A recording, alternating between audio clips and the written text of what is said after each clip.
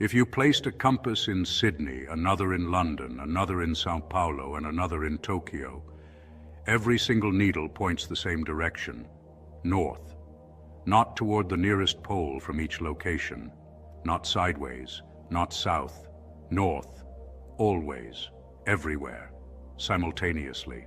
On a globe with two magnetic poles, one at each end of a ball, a compass in the southern hemisphere should logically orient toward the South Pole, which is geometrically closer and more directly beneath the observer. It doesn't. It still points north, every time, every continent, every hemisphere.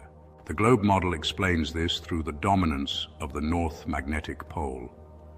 Earth's magnetic field lines run from the geographic south toward the geographic north, and compasses align to those field lines regardless of where you're standing.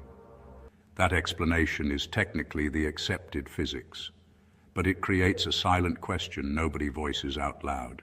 If two poles exist, one at each end of a ball, why does one completely dominate the compass response from every location on the surface? The southern magnetic pole exists.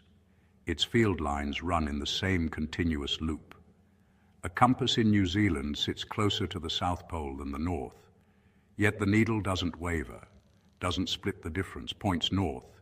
And here's the comparison that makes this uncomfortable. Two equal magnets at opposite ends of a rod produce a field with competing influence. Any iron filing placed in the middle orients toward the nearest pole. Southern filings orient south. Northern filings orient north. On a globe, southern hemisphere compasses should show some measurable preference toward the southern magnetic pole due to proximity, but they don't. The north dominates completely from every position on the surface, as if the source of that magnetic pull isn't at the top of a ball but at the center of a disk. On a flat Earth, with the North Pole at the geographic and magnetic center, every compass on the surface points toward that central source, because every observer is surrounding it from the outside. North is the direction toward the center of the plane from wherever you stand. South is away from the center toward the outer boundary. A central magnetic source on a flat disk produces exactly the universal north-pointing behavior every compass on Earth demonstrates. There's no competition from a southern pole, no proximity advantage for southern hemisphere observers.